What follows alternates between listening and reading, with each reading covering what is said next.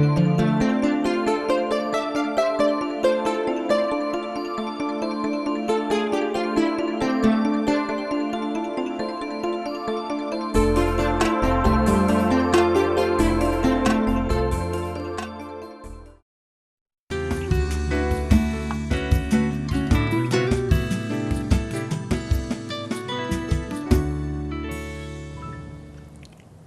again, everyone. This is Judy Sedgman, and welcome to another edition of Innate Health, eliminating stress, creating healthy communities.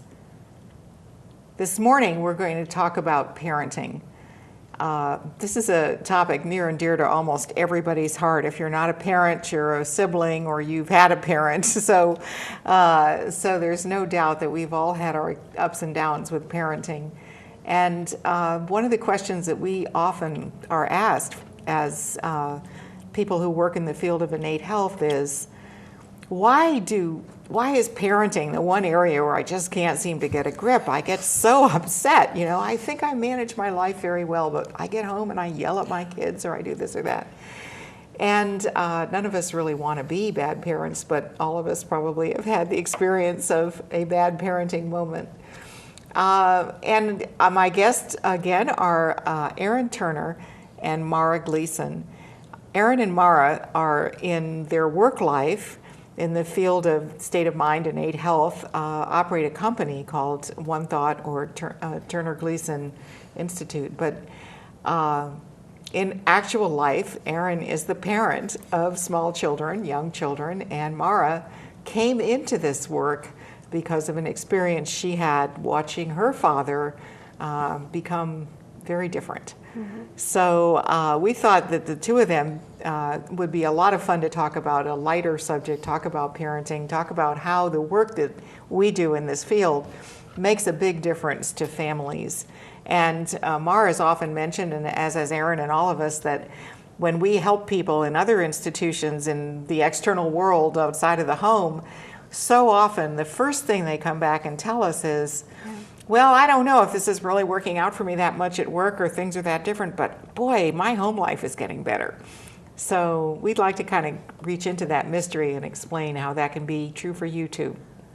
So Mara, why don't you start? Because I love your story about how you watched your dad transform. Okay. Yeah.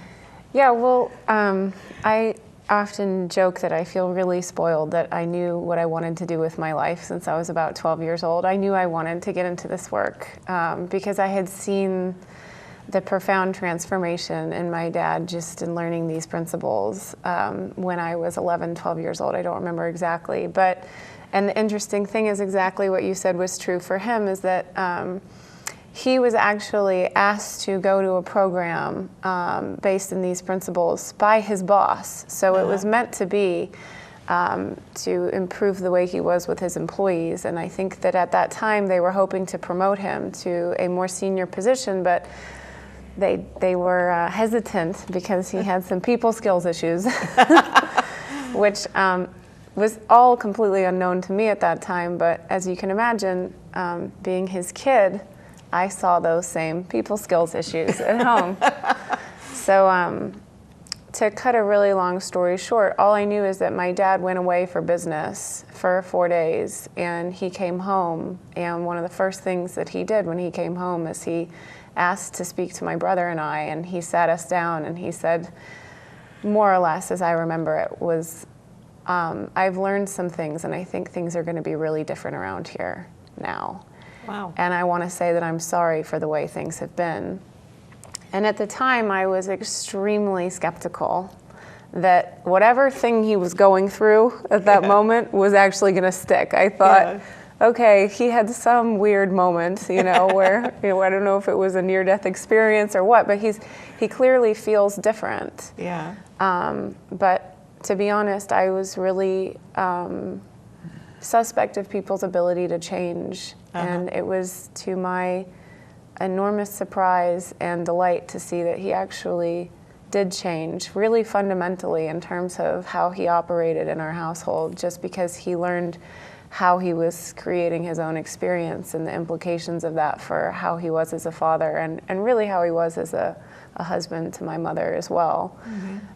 So it really inspired and intrigued me, and I thought, how did they do that in 4 days? And isn't it interesting that it wasn't even a parenting program? Yeah. This was just some lovely side effect of the program he'd been on. So that was when I knew that helps people in a way that really fascinates me, and I want to learn more about that.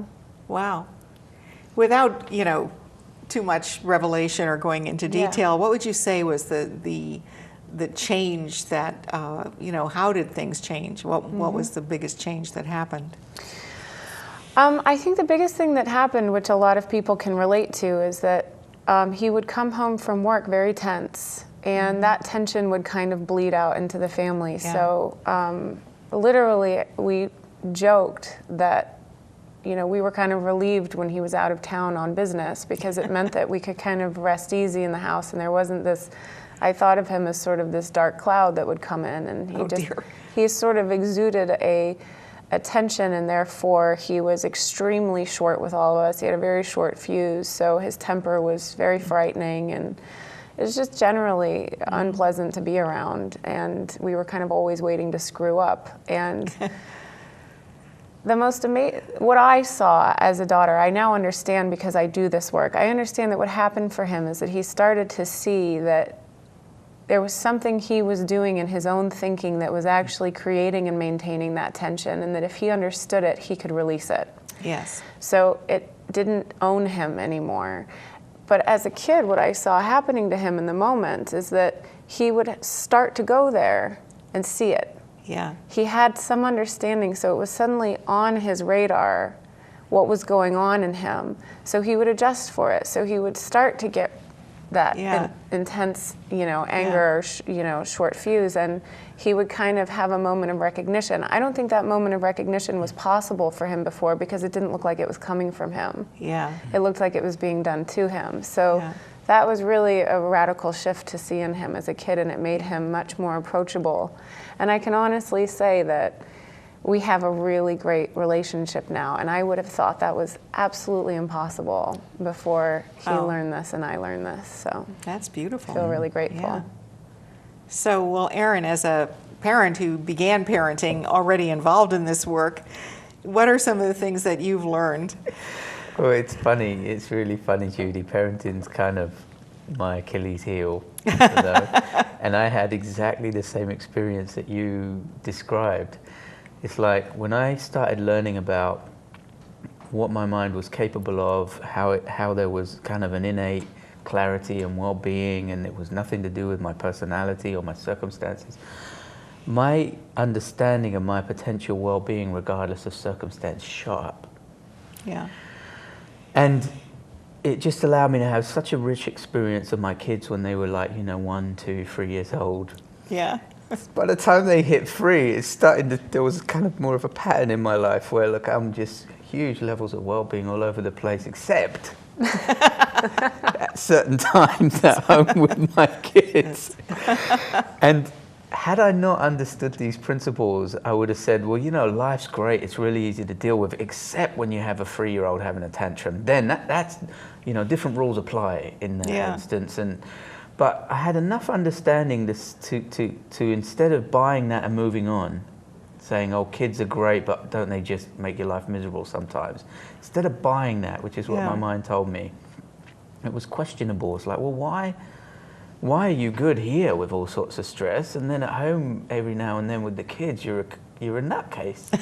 You got a short fuse, you take things too seriously, And understanding the principles allowed me to see why I did so well in so many other areas, and I relatively did pretty bad at sometimes at home, which was, as you suggest, really disappointing to me. If anything, I'd rather it's the other way around. Let me mess up at work. What's the worst thing? They can fire me, but at least I'm still friends with my kids. And then future generations don't suffer. It's just people now. Yeah. And what was interesting about it to see was when I stepped back from it and saw it, I saw exactly what I saw with my clients is the area in which I struggled was the one area in which I didn't see it coming from me. Yeah. So whatever my mind did, I was stuck with it, you know, and I regretted it. So it's like, oh God, I shouted at a 3-year-old, you know. It's just like, human rights wise, it's a little suspect, you know. And so I feel bad about it, but I was powerless to do anything about it. It's like going around on a roller coaster. Every time you go upside down, it feels bad, but you're still on it. So what are you going to do? Right. And it wasn't until I saw, well, in principle, you can't have a feeling that doesn't come from your mind. And my mind said, did you see what she did with that felt tip pen? You know? And I'm like, yeah, but in principle, you can't have a feeling that doesn't come from your mind. And as bitter a pill as it was to swallow, I saw, you know, if I saw it was me and it wasn't necessary, it was just a loss of my own bearings, it was a contamination of mind as opposed to an insight into reality, I could make an adjustment. But the hard part was seeing that the same principles that helped me at work, oh, it's all coming from you, if you get over it, you're fine, applied at home with the kids. And that was the only barrier. And as soon as I was willing to be open to that, as difficult as it was, because my reactive mind was telling me, don't let them get away with it. No, and if you let this happen when they're teenagers and their life, God knows what they'll do. Yeah, the propaganda my mind was Yeah. putting out was, you know, quite convincing to me. Yeah. But as convincing as it is it real or is it your own thinking? And as soon as I was open to your own thinking, I could make adjustments in the quality of my parenting, because as soon as I got het up, I could see it as me. Now, once you're het up, your options are hold it in or act like a nutcase. Those are your options. But as soon as you're willing to kind of go back to a blank slate, you've got all the options in the world. You can be a good parent again. Yeah. Once you're a nutcase, you can't be a good parent. Right. You can be a good parent for a nutcase. Yeah. You can not do what you really want to do, you know, but you're still a nutcase. So I'm not going to strangle the child, but I'm still going to yell. Yeah, for a nutcase, Yeah. I did pretty good. You should have you should have seen what I wanted to do. You Yeah. know? So it was that, and what's always been interesting to me about parenting, and this is different for different people. Some people find it harder to get over their crazy mind at home because it's more important to them. For me, my reaction to my kids' issues, problems, behavior has always been more difficult to see as thought than everything else in my life. So it's always been the cutting edge of my learning. If I can see my thinking in my parenting, I'm learning more. My resilience, my well-being's increasing in principles. That's where it's hard for me to see. Yeah. And for some people, it's easy to see there, and it's hard to see at work. You know, but for me, it's my cutting edge. You know, it's interesting because I would say for me, and when I got involved in this work, the most dramatic and important thing that happened, even though it completely transformed my experience of my business, was that I had the realization that everything that was going wrong with me and my teenage daughter at that time, and a lot was going very wrong, was because I had this idea of what she could or should be, which I thought was my job. You know, my job as a parent is to have a vision for my for my daughter and help her to achieve it. And I never asked her what she wanted to do. You know, I just assumed I knew because, you know, just like I assumed that she would really like that red sweater that she hated that I got her for Christmas. Right. And when I saw that, I was so chagrined, you know, because she's a really smart girl and she had a lot of ideas and thoughts, but I never asked her about them because I thought I was supposed to be the expert, that's my job as a parent is to be the expert. So when it all came to a head, you know, story that's not worth the time it would take to tell it, you know, I ended up sitting down with her and apologizing, sort of like your dad. You know, I sat down with my daughter and I said, honey, you know, I am so sorry. I just want you to please see that it wasn't that I didn't love you, it's because I loved you wrong. You know, I loved you from an idea that I was supposed to fix things so your life would turn out this certain way, and that's that was just silly. And now I see that it's silly. I'm not going to do it anymore. And she had the same reaction, you know, that you did. It's like, oh, right, yeah. You know, she's been smoking something. Yeah. You know? Yeah. But when it played itself out over a few weeks and Yes. she got more confident in it, we got so close. It's very You know, cool. because I started being extremely interested. I mean, I found her to be a fascinating young woman. And to this day, she's now a mother and you know, a grown woman with a family of her own, but I still find her fascinating. And I don't think I would have ever gotten to know her Yeah. if I hadn't had that realization that I was creating this whole parenting hell for myself that was based on all the things that I was supposed to make sure happened, and they weren't, Yeah. you know? Yeah, Well, well, sorry. No, Yeah. I was just going to say it's really fascinating what you say about I don't know that I ever would have gotten that close to her. What was really surprising to me in terms of my own moment of being chagrin is that even though my dad changed dramatically, and I saw him change, and I saw it not only stick but grow. So he was on a learning curve, so he continued to get more present, more calm, more easy to be around. Even in spite of that, it wasn't until I came to, you know, embark upon learning this for myself as a professional that I realized that, I don't know, somewhere around 5, 6, I had made a decision to kind of hold him at a distance. So I experienced him getting much better, but I still held him at a distance because I had it in my thinking that he was a dangerous person to let in. And so I didn't realize until I learned this for myself, and I remember having this moment of realization where I didn't know whether to laugh or cry. Yeah. Because it was so funny to me that I suddenly saw that I had made up the idea that whatever state of mind he was in was going to affect me, either negatively or positively. So that was why I kept him at a distance, was look, I don't want you spreading your germs on me, buddy. You know, I'm gonna be over here. I Yeah. see you're doing better, but I'm still threatened by the Yeah. potential, you know, You germs might that not, you yeah. might, And it was really shocking to me when I suddenly woke up to the fact that, wow, he doesn't create your state of mind. Your thinking about him creates your state of mind. So all of those times in my experience growing up with him where I said, you're making me feel this way, stop it, I don't like you, and pushed him away, were really actually coming from me and my thinking. And I saw this huge potential to have been much closer to him over those years that I'd kind of missed out on. So it wasn't just his change. That was what got me interested. Yeah. But then it was me seeing it for myself and what I was doing internally that really changed our relationship. And it was truly, I literally had the moment of, I don't know whether this is funny or tragic, but I suddenly see that, you know, I didn't give him the opportunity to really come in until I saw it for myself. Yeah. Well, that's an interesting observation. I'd say my daughter went kind of through the same thing because she learned it at that time. We kind of learned together because I was involved in the work, so you know, she got engaged in it as well.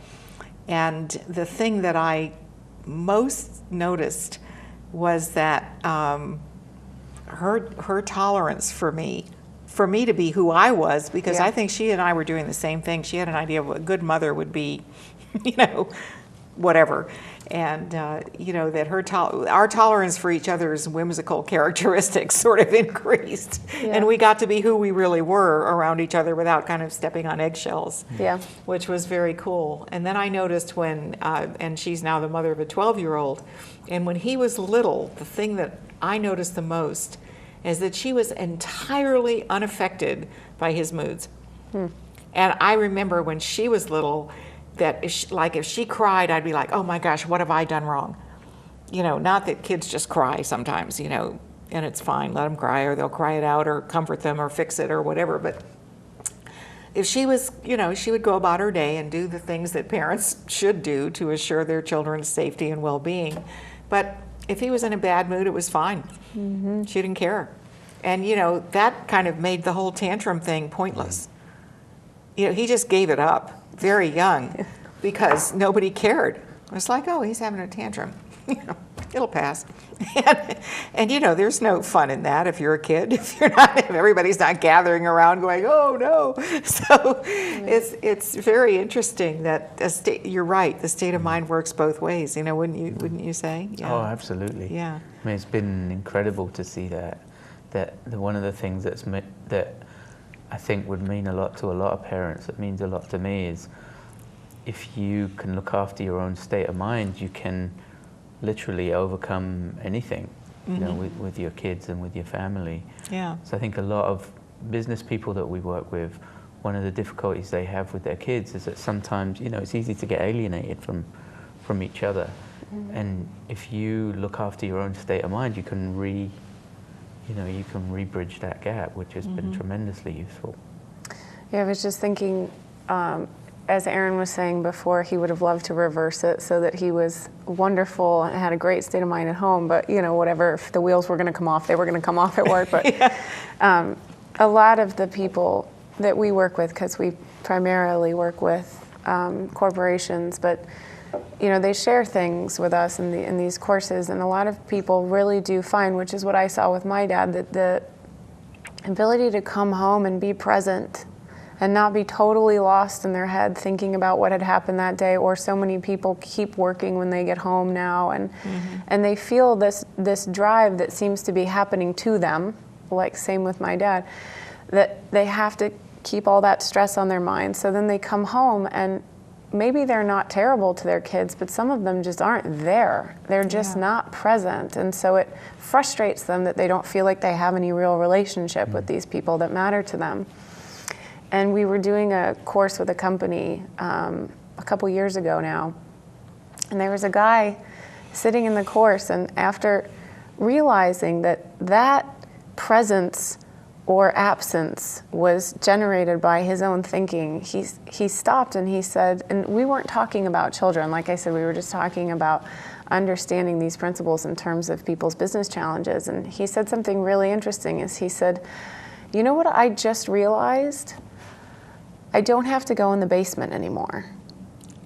And I said, what do you mean you don't have to go in the basement anymore? And he said, well, when I get home, I assume I'm so unpleasant to be around for my wife and my daughter that I just go straight to the basement and keep working. Yeah. Because I know I'm not fun to be around. I know it, and they make it obvious. Yeah. And he said, I really see now that I don't have to do that anymore. Yeah. And then the next day he came in and he told us this story about how he just, for the first time, he cleared his head and he sat down and he watched a movie with his daughter, and he talked about how impressed he was that a Disney movie could actually be fun for an adult. But he just went on and on about hanging out with his daughter and how cool it was. And he said, you have no idea how many years I've spent going straight to the basement. Wow. And I thought that was just very cool that, you know, he wasn't doing anything horrible to his daughter, but he certainly wasn't having a relationship with her. And suddenly he saw that it was possible.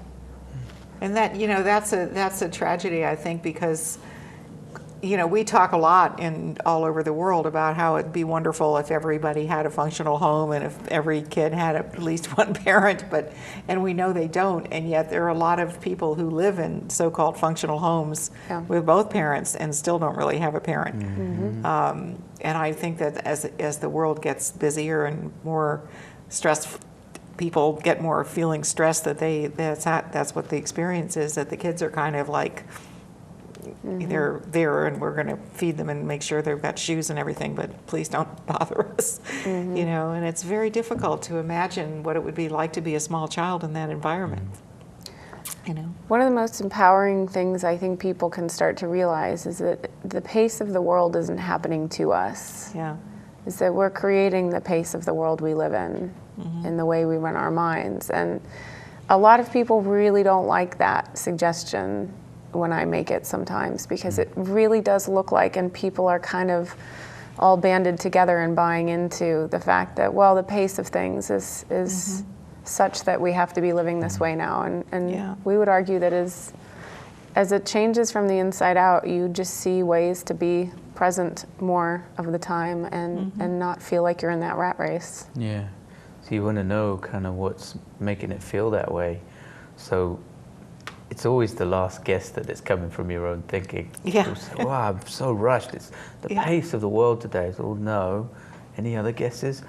Well, it's all these gadgets we got. You know, there's always something ringing. Or there's always well, any other guesses? You know, Frank over there seems to be pretty relaxed. He's got a BlackBerry too, you know. Yeah. Well, it's, you know, and then they guess the food we eat today, you know, and Yeah. you get through a list and it never dawned. Do you think it could be my thinking that's causing it?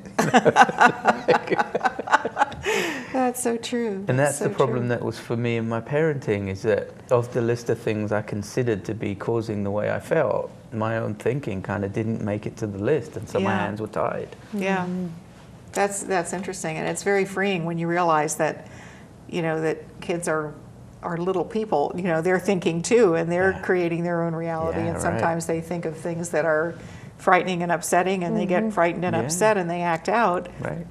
But it's not because they're trying to ruin your life. Right. You know, I had a client one time who was certain that her 12-year-old son was determined to just make her miserable because she had had another baby, you know, after that 12 years, and he was jealous, and she had this whole theory. So her son was in the waiting room when I was talking to her, so I said, would you mind if I talk to him?